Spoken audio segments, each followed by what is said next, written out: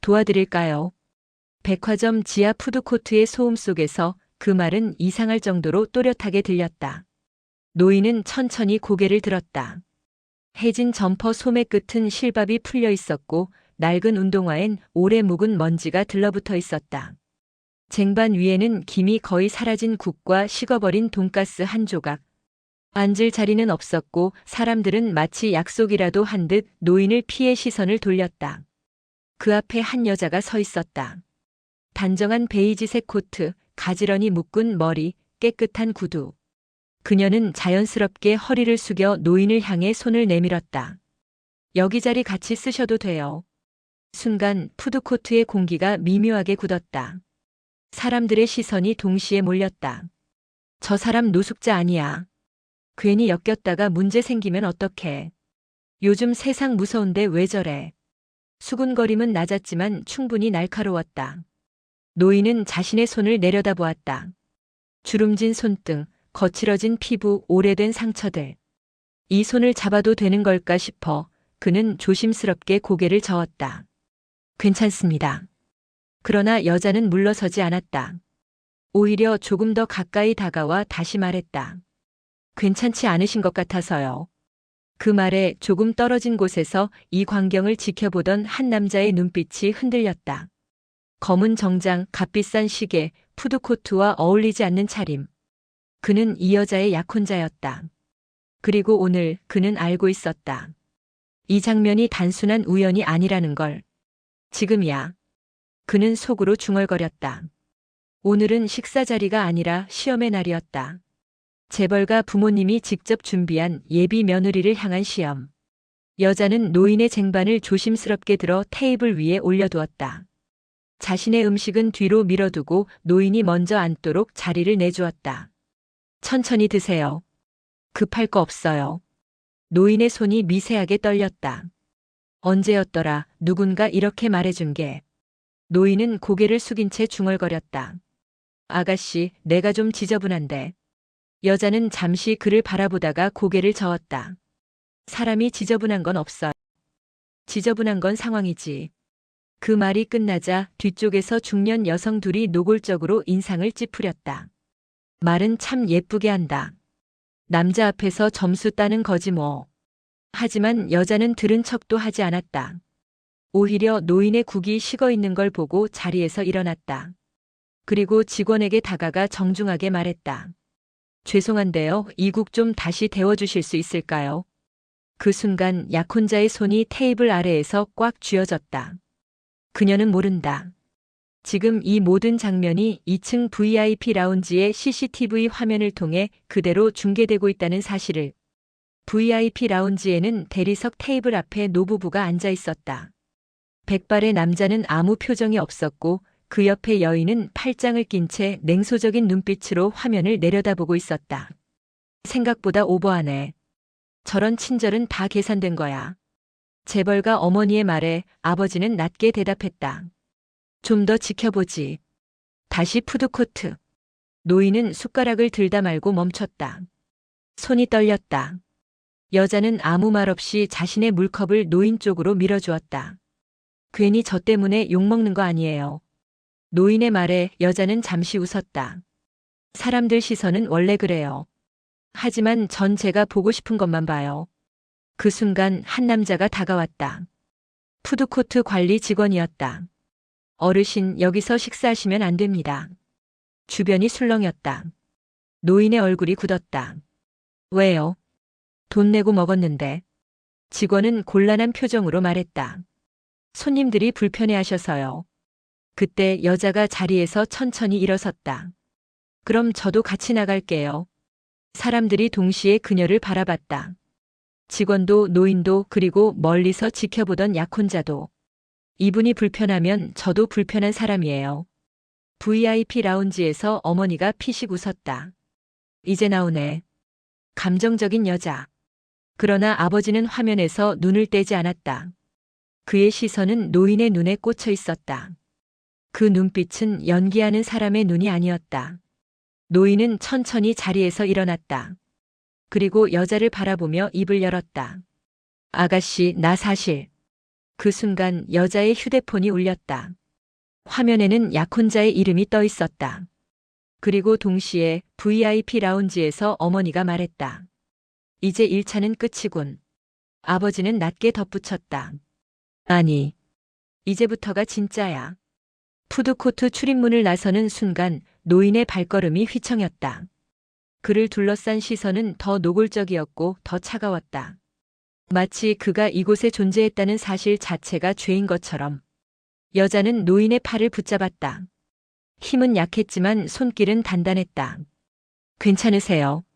노인은 아무 대답도 하지 못했다. 그저 고개를 끄덕였을 뿐이다. 그 순간 그의 눈가에 맺힌 것이 땀인지 눈물인지 구분되지 않았다. 푸드코트 밖 차가운 공기가 얼굴을 때렸다. 노인은 천천히 숨을 고르며 말했다. 아가씨는 왜 이런 일을 해요? 요즘 세상에 이런 일 했다가 상처만 받아요. 여자는 잠시 말이 없었다. 그리고 아주 낮은 목소리로 대답했다. 전 이미 많이 상처받아 봤거든요. 그 말엔 웃음도 연기도 없었다. 그저 오래 묵은 체념이 담겨 있었다. 같은 시각 VIP 라운지. 재벌가 어머니는 화면을 끄며 차갑게 말했다. 봐라. 결국 저렇게 감정에 휘둘린다. 아버지는 여전히 말이 없었다. 그의 시선은 화면이 꺼진 자리, 노인이 서 있던 곳에 머물러 있었다.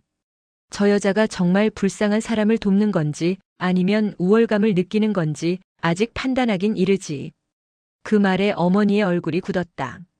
당신도 속을 뻔했군요. 저런 여자는 재벌가 며느리로는 부적격이에요. 사람을 가려야지. 그때 옆에 서 있던 아들이 입을 열었다. 어머니, 그만하세요. 어머니는 아들을 똑바로 바라봤다. 너 지금 저 여자 편이야? 아들은 대답하지 못했다. 침묵은 곧 배신이었다. 밖에서는 비가 내리기 시작했다. 노인의 점퍼는 이미 물기를 머금고 무거워졌다. 여자는 자신의 코트를 벗어 노인의 어깨에 걸쳐주었다. 안 됩니다. 아가씨 감기 걸려요. 노인은 황급히 거절했지만 여자는 고개를 저었다. 전 괜찮아요. 어르신은 더 위험해 보여요. 그 말에 노인은 끝내 고개를 숙였다. 그리고 아주 작은 목소리로 말했다. 내가 예전에 딸이 하나 있었어요. 여자의 걸음이 멈췄다. 그 애도 당신처럼 사람 눈 잘 마주치고 쓸데없이 남 걱정만 하던 애였어요. 노인의 목소리가 떨렸다. 그 애도 나 같은 아버지가 부끄러웠겠죠. 그 순간 여자의 눈가가 붉어졌다. 그녀는 조용히 물었다. 지금은요? 노인은 잠시 침묵했다. 그리고 고개를 저었다. 없어요. 아니, 내가 없어졌죠. 그날 밤 여자는 약혼자의 집으로 불려갔다. 재벌가 어머니는 차 한 잔을 앞에 두고 말했다. 오늘 일은 다 봤어요. 여자는 고개를 끄덕였다. 죄송합니다. 불편을 드릴 생각은 없었습니다. 어머니는 냉소적으로 웃었다. 불편을 준 건 그 노인이에요. 그리고 당신은 그 노인을 선택했죠. 그 말은 선택의 문제로 몰아가는 칼이었다. 재벌가 며느리는 감정으로 살면 안 돼요.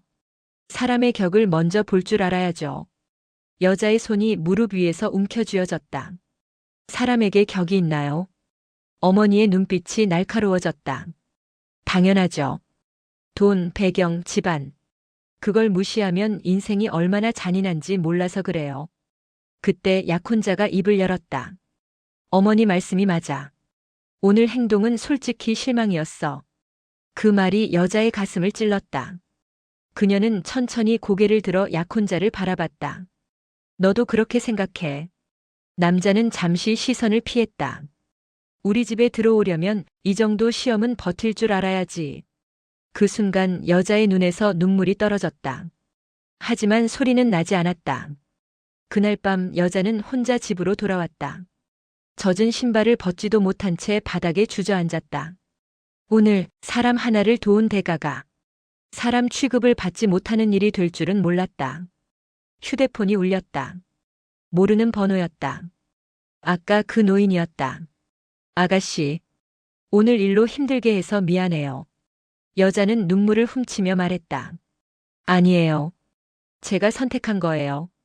노인은 잠시 침묵하다가 말했다. 그럼 나도 선택을 하나 해야겠네요. 그 말은 이상하게 무거웠다. 다음 날 아침 재벌가 집안은 발칵 뒤집혔다. 아버지 앞에 놓인 서류 한 장 때문이었다. 푸드코트에서 쫓겨난 그 노인, 그의 본명과 과거 이력이 적혀 있었다. 아버지의 손이 서류 위에서 멈췄다. 이 사람. 내가 아는 그 사람이 맞나. 그리고 그는 처음으로 미소가 아닌 굳은 표정을 지었다. 아침 공기가 유난히 차가웠다. 재벌가 대저택의 거실에는 난방이 빵빵하게 돌아가고 있었지만 아버지의 손끝은 서늘하게 식어 있었다. 그의 앞에 놓인 서류 한 장. 어젯밤 비서가 급하게 올려놓고 간 자료였다. 푸드코트에서 쫓겨난 노인. 이름, 나이, 그리고 과거 이력. 아버지는 천천히 안경을 고쳐 쓰고 글자를 다시 읽었다. 한 줄 한 줄. 마치 믿고 싶지 않은 현실을 확인하듯. 그 순간 그의 숨이 아주 미세하게 흔들렸다. 이 사람. 죽은 줄 알았는데. 서류 아래쪽에는 오래된 사진 한 장이 첨부되어 있었다. 젊은 시절의 노인. 말끔한 정장, 반듯한 자세, 날카로운 눈빛. 그리고 그 사진 속 남자는 지금 푸드코트에서 쟁반을 들고 서 있던 그 노인과 너무도 달랐다. 아버지는 조용히 서류를 내려놓았다. 그리고 낮게 말했다. 이건 우연이 아니야. 같은 시각 여자는 회사로 출근하고 있었다.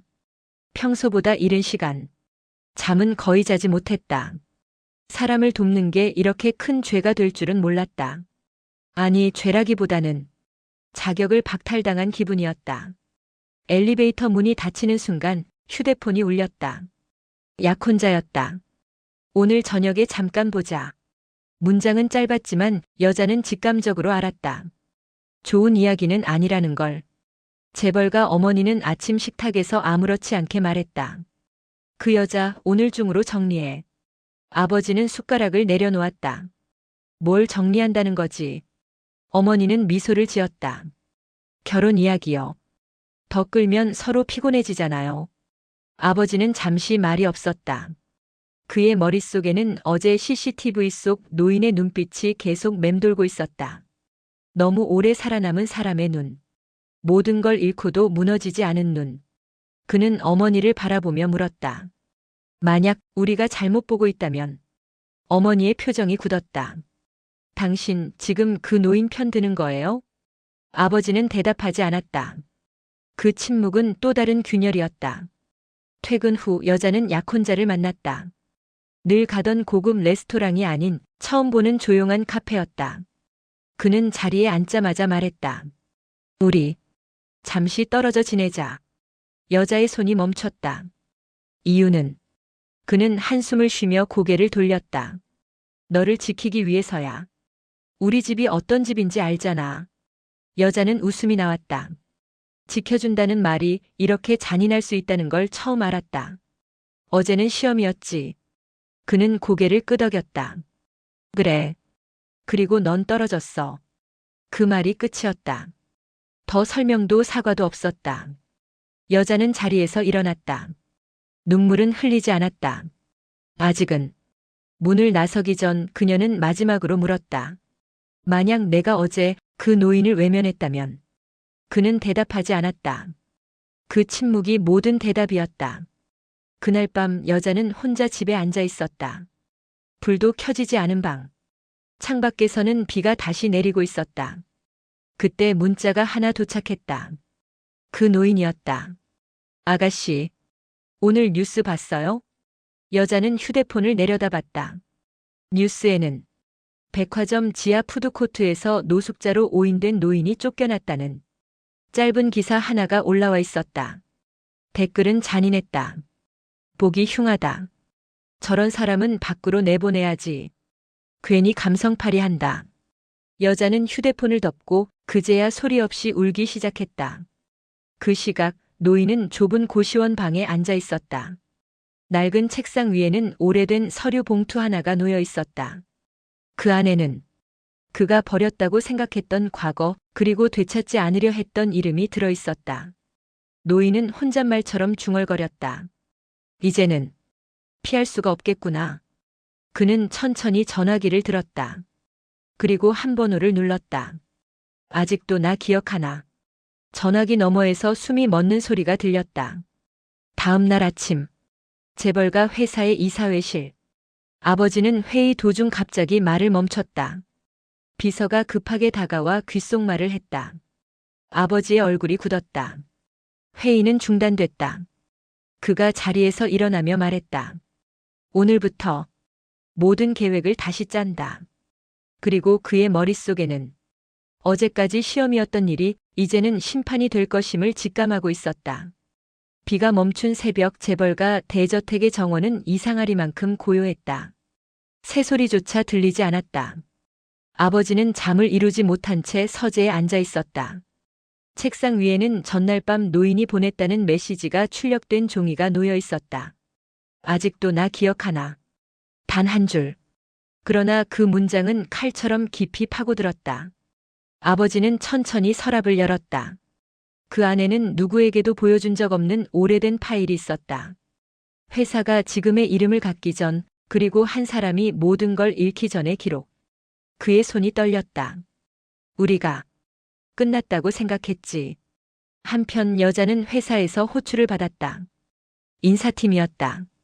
상사는 난처한 표정으로 서류를 내밀었다. 위에서 내려온 결정이야. 이번 구조 조정에 내 이름이 올라갔어. 여자는 아무 말도 하지 않았다. 이미 예감하고 있었기 때문이다. 이유를 물을 필요도 없었다. 능력이 아닌 선택 때문이라는 걸 그녀는 알고 있었다. 짐을 싸는 동안 동료들은 아무도 말을 걸지 않았다. 괜히 엮이고 싶지 않다는 표정이었다. 여자는 마지막으로 사무실을 둘러봤다. 여기까지였다. 그날 오후 재벌가 어머니는 차분하게 전화를 받았다. 처리됐습니다. 결혼 얘기도 회사 쪽도 깔끔하게요. 어머니는 만족스럽게 고개를 끄덕였다. 사람 하나 인생 정리하는 게 이렇게 간단할 줄이야. 그녀는 창밖을 바라보며 덧붙였다. 불쌍한 척하던 노인도 이제 잊히겠지. 하지만 바로 그 순간 집사 하나가 다급히 뛰어들어왔다. 사모님, 회장님이 지금 외부에서 사람을 만나고 계십니다. 어머니의 눈썹이 미세하게 움직였다. 누구를? 집사는 잠시 머뭇거리다 말했다. 푸드코트 노인입니다. 허름한 찻집. 아버지와 노인은 마주 앉아 있었다. 노인은 여전히 해진 점퍼를 입고 있었지만 그의 자세는 조금도 초라하지 않았다. 아버지가 먼저 입을 열었다. 그때 우리가 선택을 잘못했지. 노인은 천천히 찻잔을 내려놓았다. 선택은 늘 그 자리에 있었소. 당신들이 외면했을 뿐이지. 아버지는 고개를 숙였다. 그날 이후로 당신 인생이 그렇게 될 줄은 몰랐소. 노인의 입가에 쓴웃음이 스쳤다. 알았겠지. 다만 필요했을 뿐이요. 아버지는 숨을 깊이 들이마셨다. 그 아이는 아무 잘못이 없네. 노인은 고개를 끄덕였다. 그래서 아직 당신들 모두를 무너뜨리지 않은 거요. 그 말에 아버지의 얼굴이 창백해졌다. 아직이라니. 노인은 조용히 말했다. 사람 하나를 시험대에 올려놓고 값을 매기면 언젠가는 그 시험지가 자기 이름으로 돌아오게 돼 있어. 같은 시각 여자는 고시원 방에 혼자 앉아 있었다. 짐은 박스 하나뿐이었다.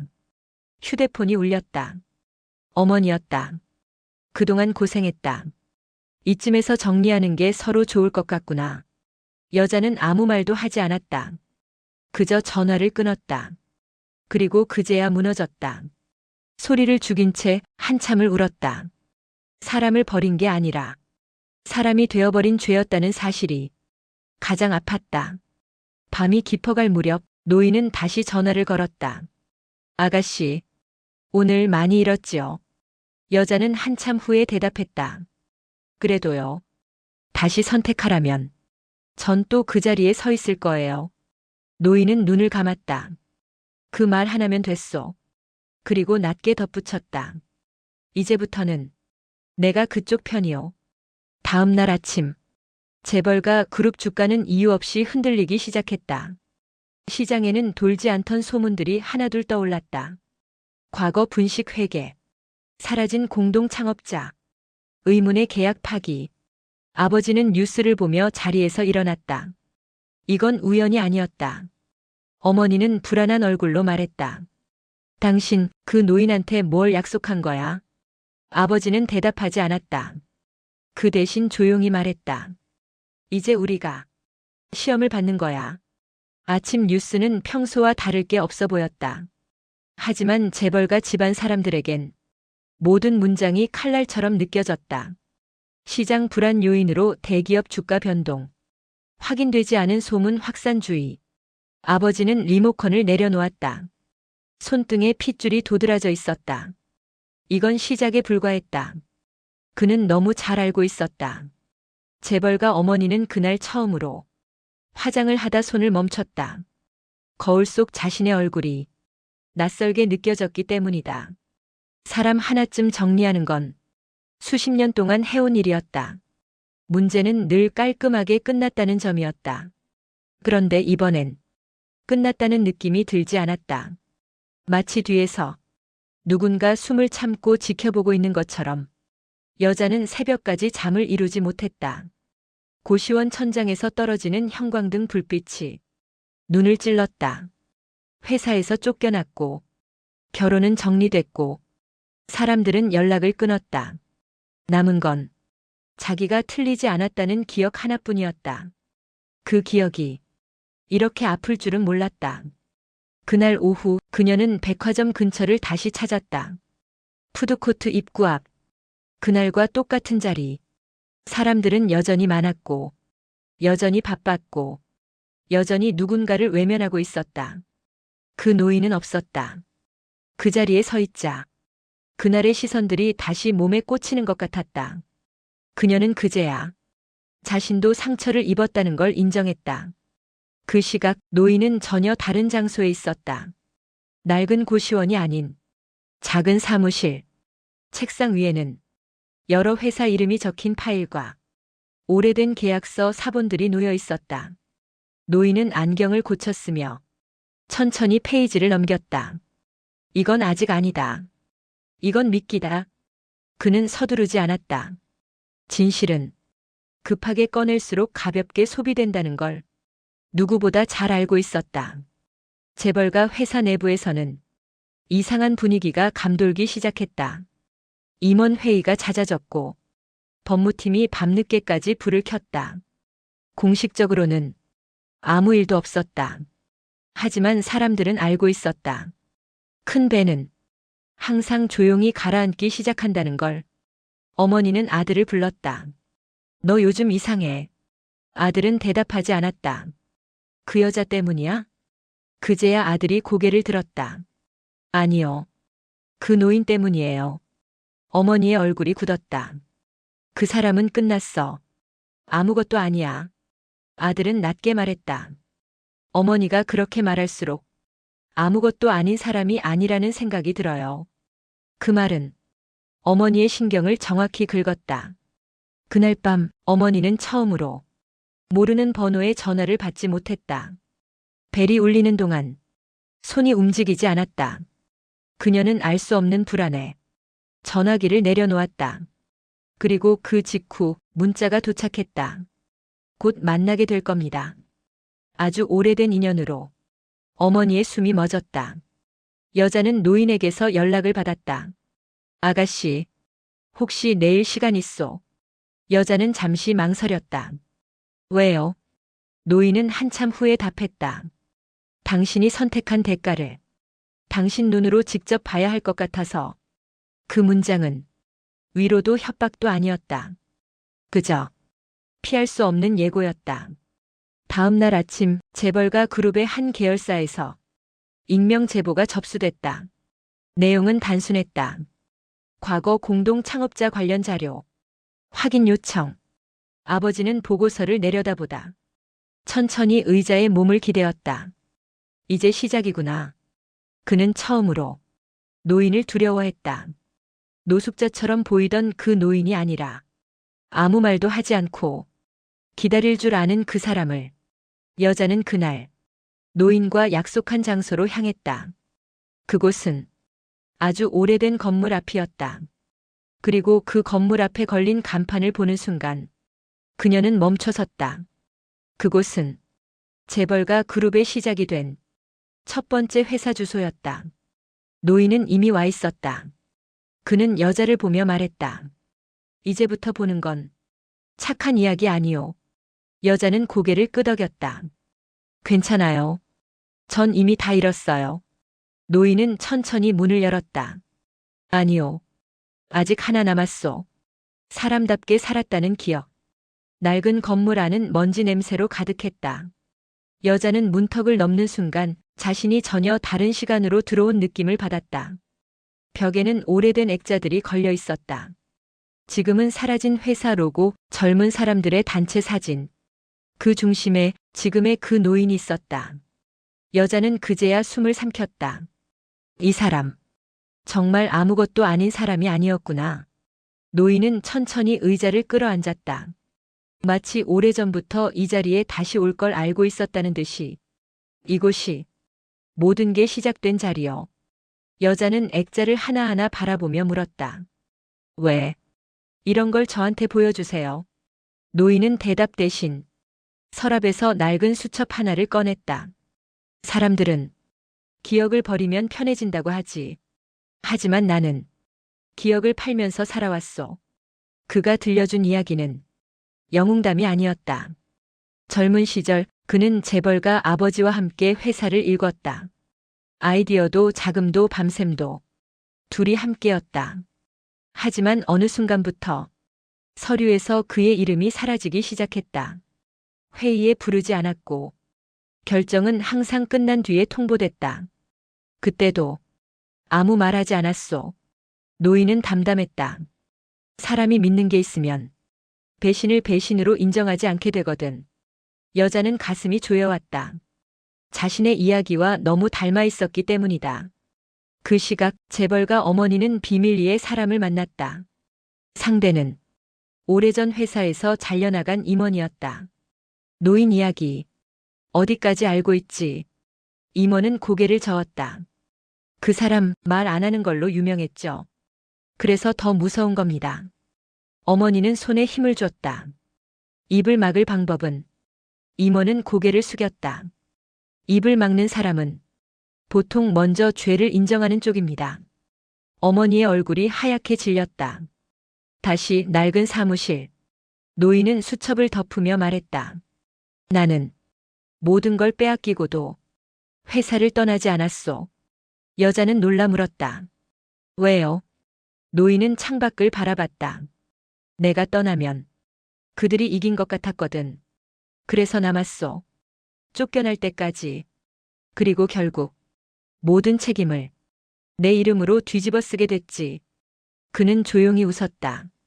횡령, 배임, 모든 죄가 내 몫이었소. 여자의 눈에서 눈물이 떨어졌다. 자기도 모르게. 그럼 어르신 인생은? 노인은 고개를 끄덕였다. 그날로 끝났소. 집도 가족도 사람들도. 여자는 입술을 깨물었다. 그런데 왜 지금까지 아무 말도 안 하셨어요? 노인은 그녀를 똑바로 바라봤다. 사람들은 진실을 원하지 않소. 이길 수 있는 이야기만 원하지. 그날 밤 여자는 집으로 돌아오지 않았다. 노인의 사무실 한켠에 남아 자료 정리를 도왔다. 서류를 넘길수록 이야기는 더 무거워졌다. 그리고 그때 누군가 문을 두드렸다. 낯선 남자였다. 정장을 입고 있었고 명함에는 재벌가 계열사 이름이 적혀 있었다. 그는 여자를 보며 말했다. 당신을 찾고 있었습니다. 노인은 미묘하게 눈을 가늘게 떴다. 무슨 일이지? 남자는 여자를 향해 고개를 숙였다. 당신이 가장 좋은 증인이 될 수 있을 것 같아서요. 그 말은 도움이 아니라 새로운 덫이었다. 같은 시각 재벌가 아들은 혼자 술을 마시고 있었다. 휴대폰 속에는 여자의 번호가 떠 있었다. 그는 전화를 걸다 말고 끊었다. 지금 연락하는 건 사랑이 아니라 비겁함이라는 걸 알고 있었기 때문이다. 그는 낮게 중얼거렸다. 미안하다. 그러나 그 미안함은 아무것도 바꾸지 못했다. 여자는 그날 밤 잠들지 못했다. 노인의 과거, 자신의 현재, 그리고 방금 만난 낯선 남자의 제안. 모두가 그녀를 이용하려 하고 있었다. 하지만 이번엔 도망치고 싶지 않았다. 그녀는 노인을 바라보며 말했다. 저 증인이 되면 무슨 일이 생길까요? 노인은 잠시 침묵하다가 말했다. 아무도 당신을 지켜주지 않을 거요. 여자는 고개를 끄덕였다. 이미 익숙해요. 창밖에서 천둥이 울렸다. 본격적인 폭풍이 오기 직전이었다. 여자는 그날 아침 처음으로 스스로를 원망했다. 그 노인을 만난 순간부터 모든 일이 틀어졌다는 생각이 머릿속에서 떠나지 않았다. 그러나 동시에 그날로 돌아간다 해도 자신은 똑같은 선택을 했을 거라는 것도 알고 있었다. 그래서 더 괴로웠다. 조사는 조용히 시작됐다. 공식 수사도 언론도 아니었다. 내부 감사라는 이름의 면담. 여자는 작은 회의실로 불려갔다. 테이블 하나, 의자 2개, 그리고 미소를 띤 남자 하나. 전날 밤 찾아왔던 그 정장 남자였다. 부담 가질 필요 없습니다. 사실대로만 말씀해 주시면 됩니다. 그의 말투는 부드러웠지만 눈빛은 사람을 분해하듯 차가웠다. 여자는 손을 무릎 위에 얹었다. 손바닥이 축축했다. 제가 뭘 말씀드려야 하는데요? 남자는 웃었다. 노인에 대해서요. 그분이 어떤 분인지. 여자는 숨을 고르고 말했다. 본 것만 들은 것만. 그가 회사를 함께 만들었고 모든 책임을 혼자 뒤집어 썼고 아무 말도 하지 않고 사라졌다는 이야기. 남자는 고개를 끄덕이며 메모를 했다. 그리고 아무렇지 않게 물었다. 그분이 회사에 복수할 생각을 말한 적은 없나요? 여자의 심장이 내려앉았다. 없어요. 정말이요. 여자는 고개를 끄덕였다. 그는 잠시 펜을 멈추더니 천천히 말을 이었다. 그럼 왜 당신에게 이런 걸 보여줬을까요? 여자는 대답하지 못했다. 같은 시각 재벌가 어머니는 법무팀과 통화 중이었다. 여자 쪽은 어떻게 돼가요? 법무팀장은 조심스럽게 말했다. 생각보다 단단합니다. 감정에 휘둘릴 타입은 아닌 것 같습니다. 어머니의 입꼬리가 내려갔다. 그럼 흔들어야죠. 사람은 다 약점이 있어요. 잠시 침묵 후 어머니는 덧붙였다. 직장도 없고 결혼도 깨졌고 지금 가진 게 뭐가 있죠? 법무팀장은 고개를 끄덕였다. 알겠습니다. 그날 오후 여자는 통보를 받았다. 전 직장에서 비밀 유지 위반 가능성으로 법적 검토가 들어갔다는 연락이었다. 그녀는 멍해졌다. 이미 잘린 회사였다.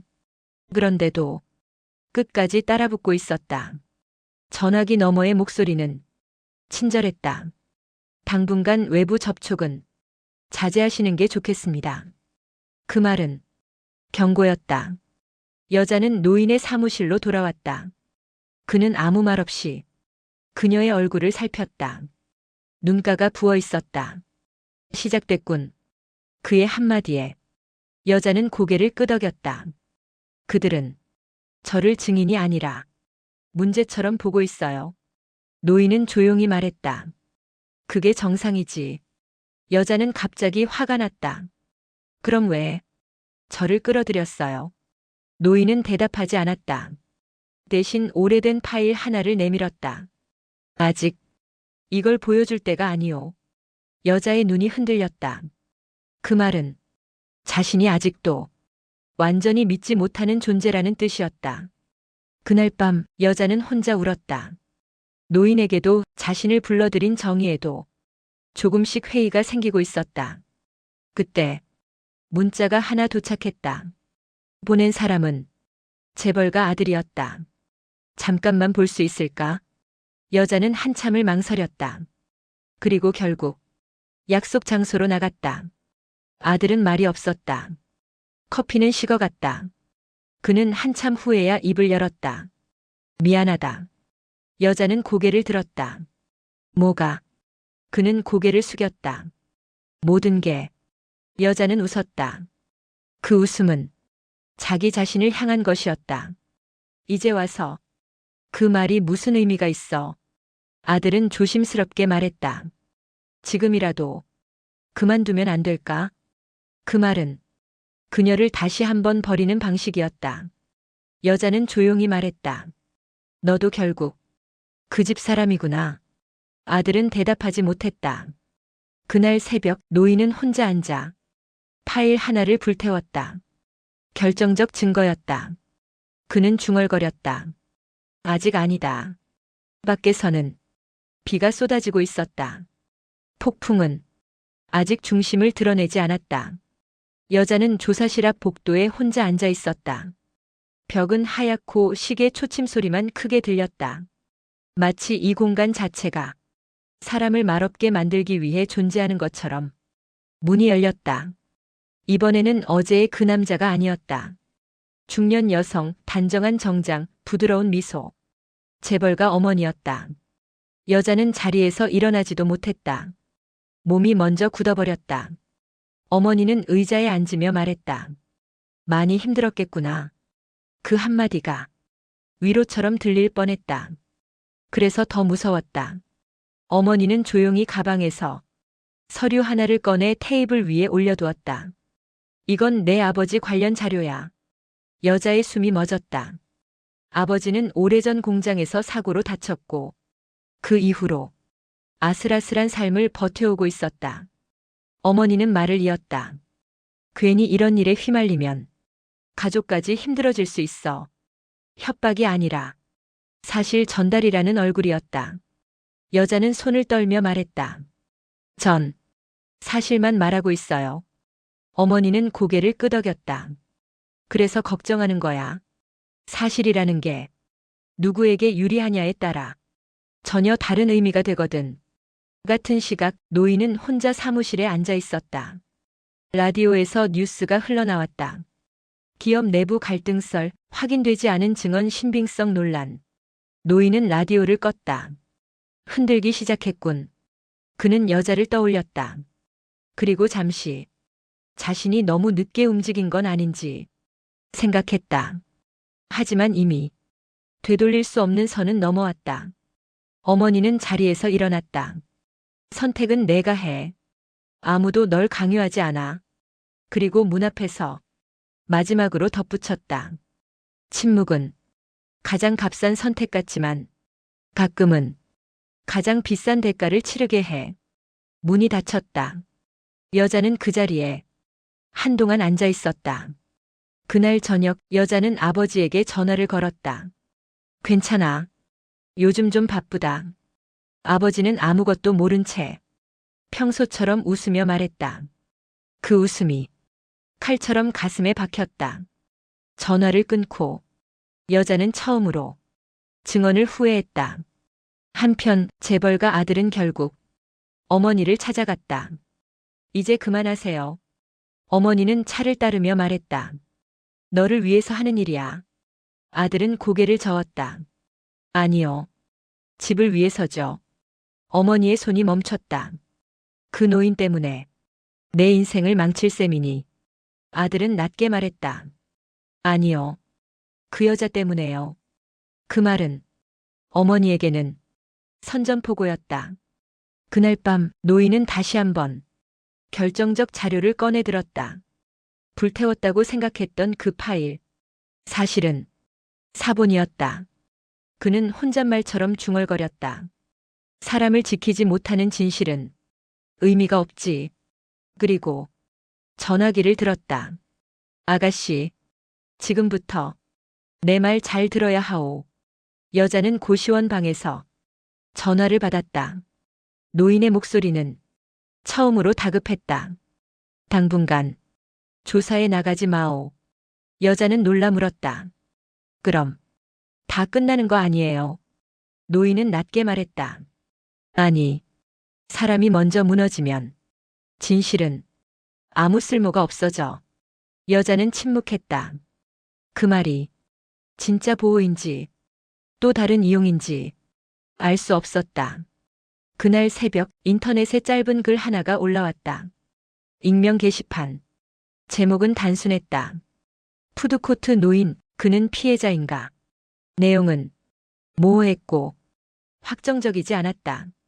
그러나 사람들을 흔들기엔 충분했다. 댓글은 갈렸다. 불쌍하다. 이제 와서 미담 만들기. 왜 하필 지금? 노인은 화면을 보며 아주 천천히 웃었다. 아직 아무도 모르는 게 많다. 여자는 하루 종일 휴대폰을 손에서 놓지 못했다. 벨이 울릴 때마다 심장이 먼저 반응했다. 아버지에게서 전화가 올까봐, 아니면 또 다른 협박이 올까봐. 사람이 이렇게 기다림에 지칠 수 있다는 걸 그녀는 처음 알았다. 아침 일찍 노인은 여자를 불렀다. 그녀가 사무실 문을 열자 노인은 이미 모든 준비를 마친 상태였다. 서류는 정리돼 있었고 컴퓨터는 꺼져 있었으며 창문은 굳게 닫혀 있었다.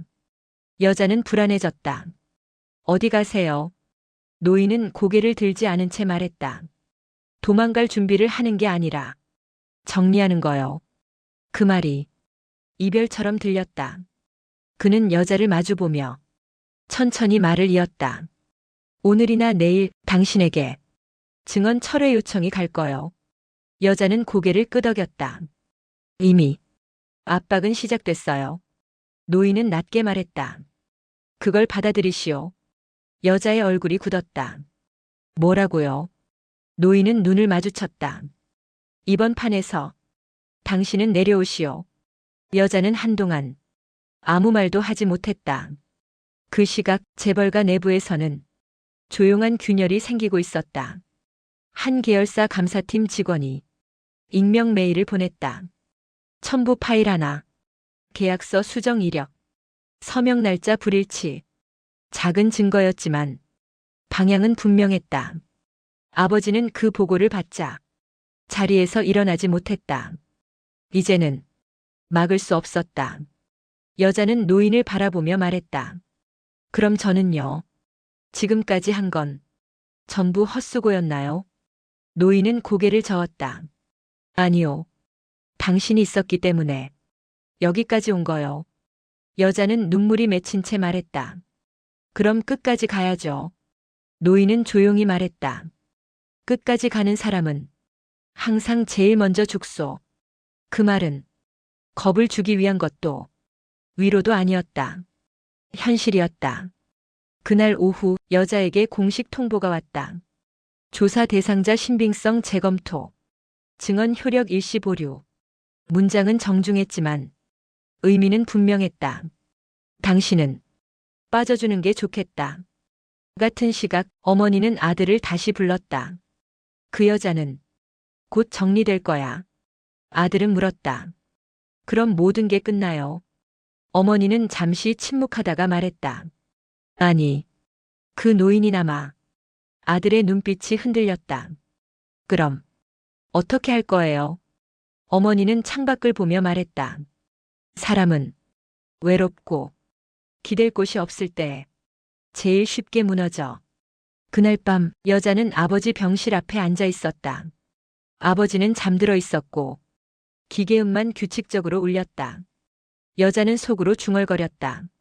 내가 이 사람까지 위험하게 만들 자격이 있나. 그 순간 아버지가 눈을 떴다. 그리고 아무것도 모른 채 말했다. 너 요즘 많이 힘들지. 그 말에 여자는 끝내 울음을 터뜨렸다. 같은 밤 노인은 혼자 다른 장소에 있었다. 그곳은 아무 표식도 없는 건물 지하. 그는 오래전 자신과 함께 잘려나갔던 사람을 만났다. 이제 올 때가 됐지. 상대는 고개를 끄덕였다. 사람들이 잊은 줄 알았던 이름들이 다시 움직일 겁니다. 노인은 낮게 말했다. 천천히. 너무 빨리 진실을 주면 사람들은 믿지 않아. 여자는 새벽에 노인에게 문자를 보냈다. 저 증언 철회할게요. 잠시 후 답장이 왔다. 잘했어.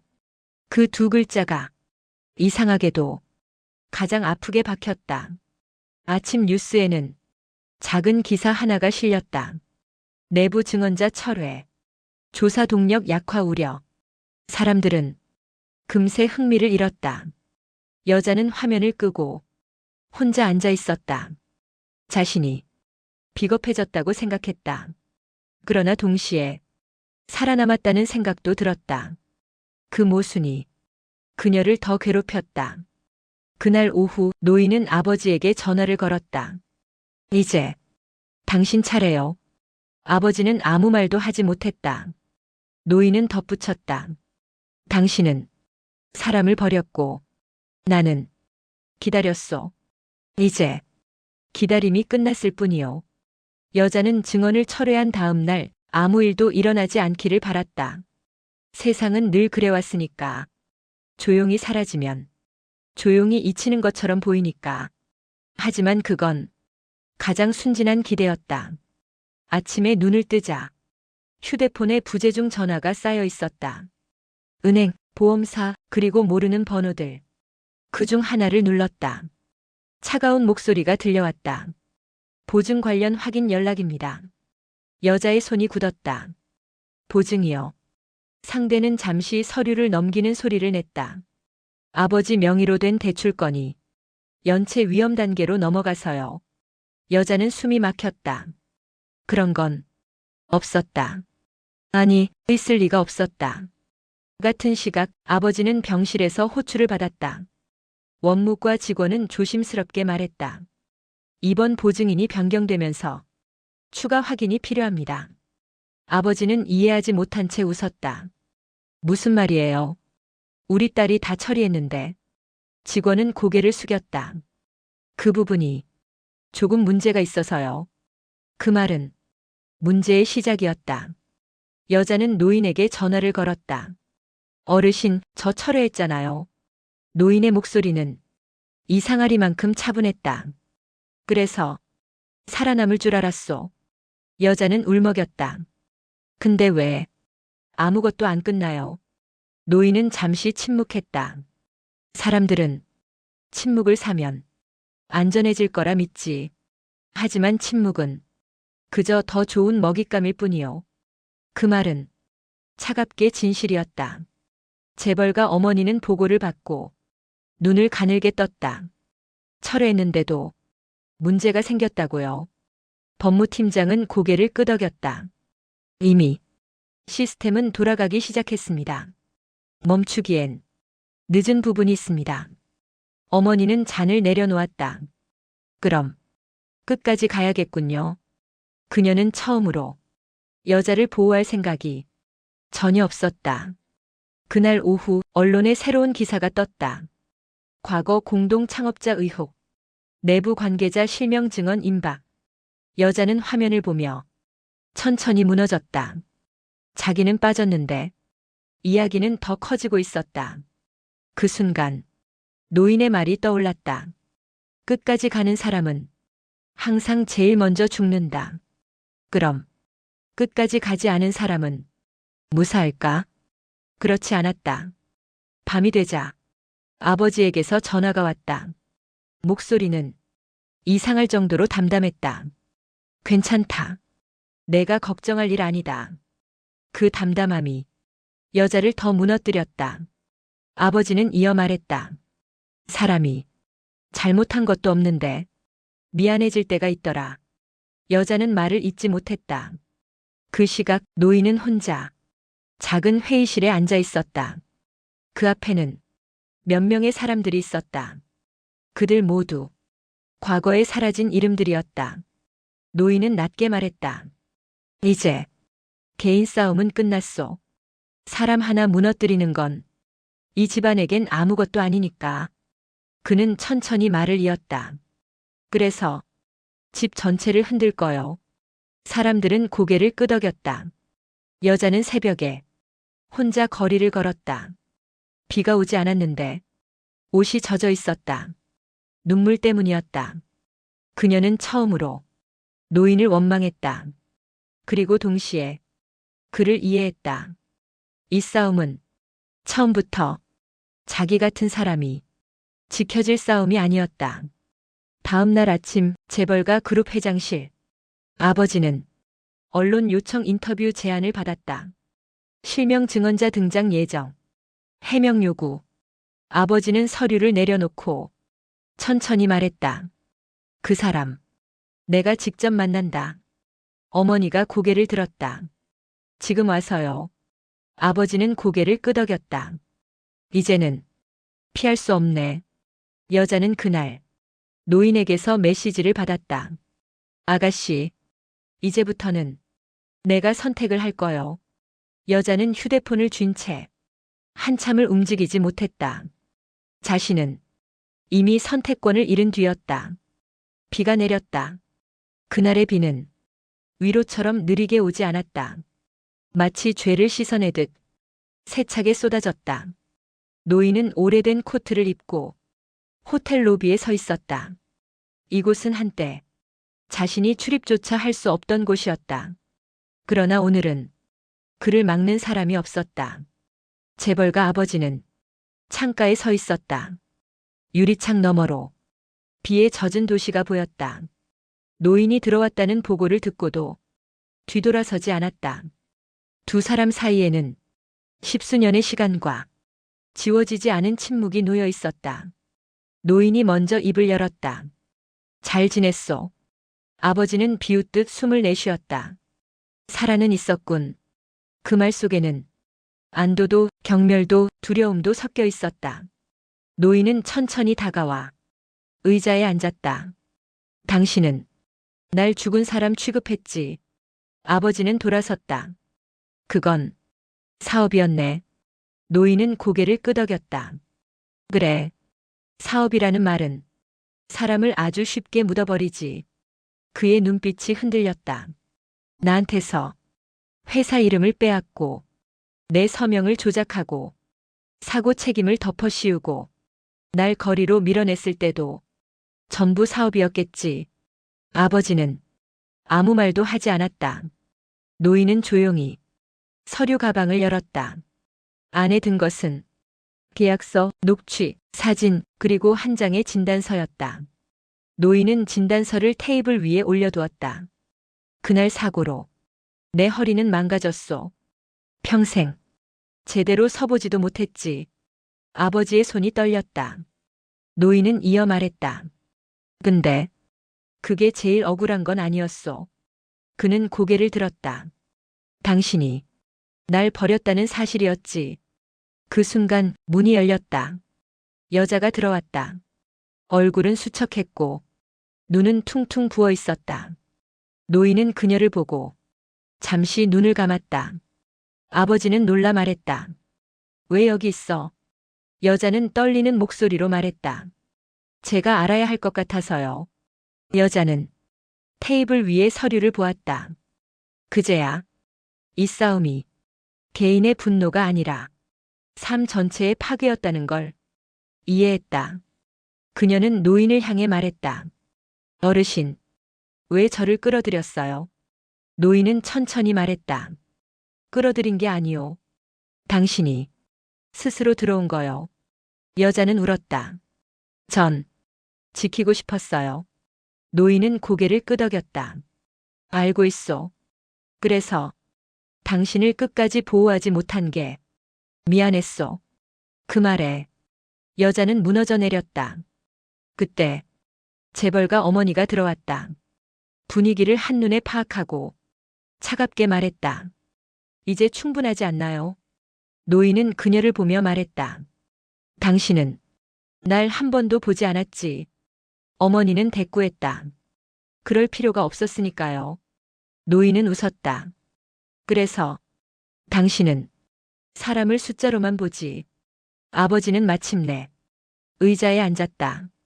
그리고 처음으로 고개를 숙였다. 그날의 일은 내가 잘못했네.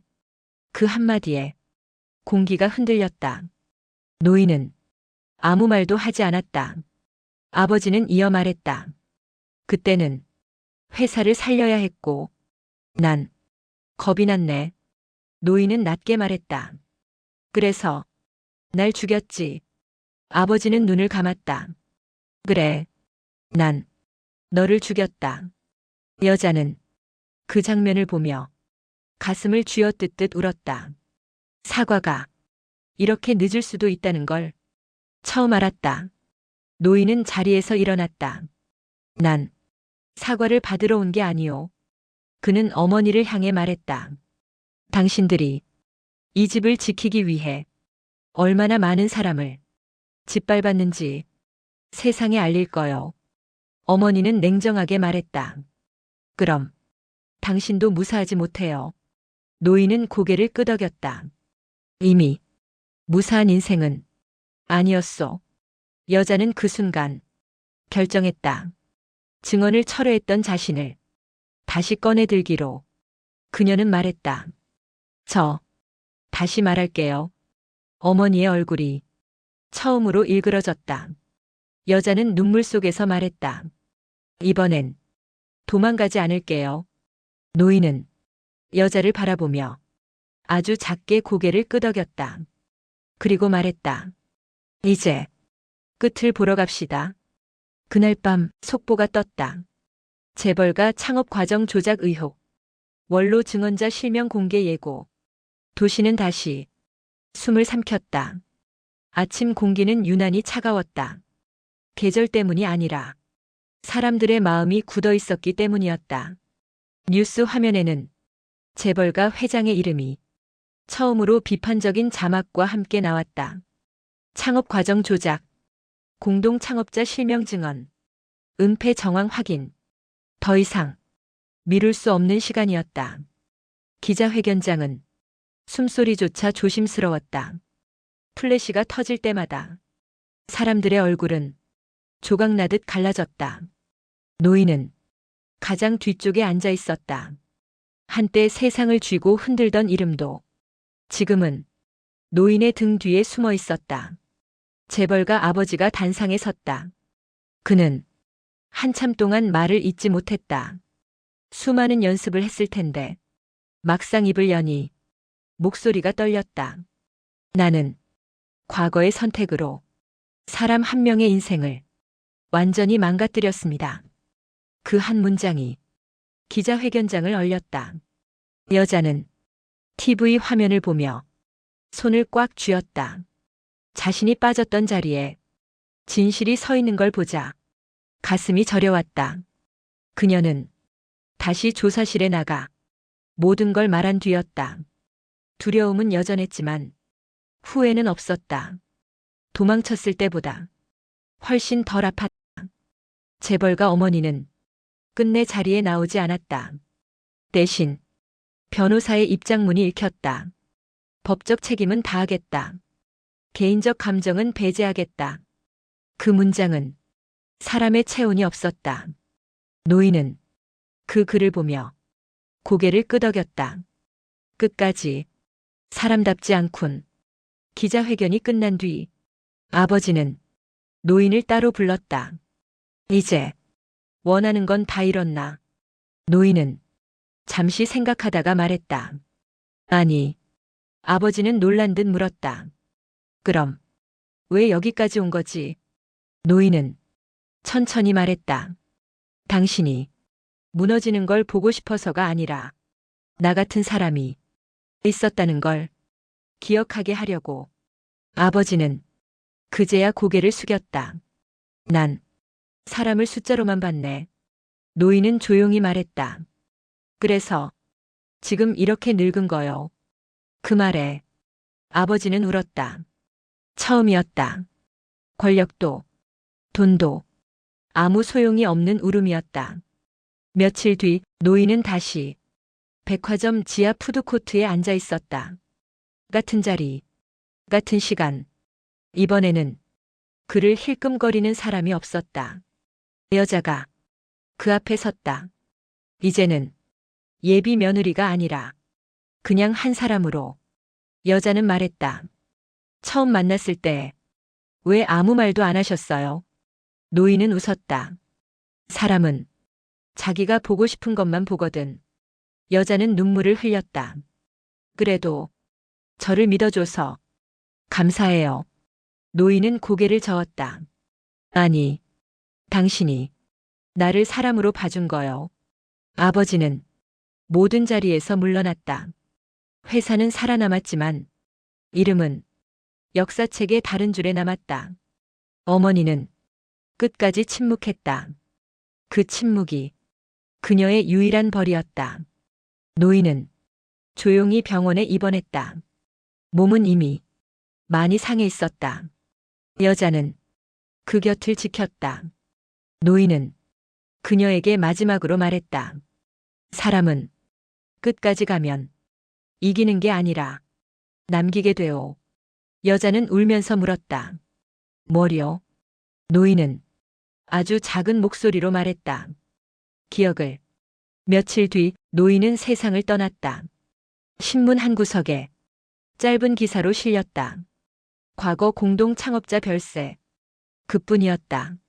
하지만 여자의 마음속에는 하나의 문장이 평생 남았다.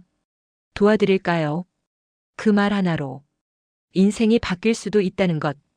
푸드코트에는 오늘도 사람들이 오간다. 누군가는 외면하고, 누군가는 지나치고, 누군가는 잠시 멈춘다.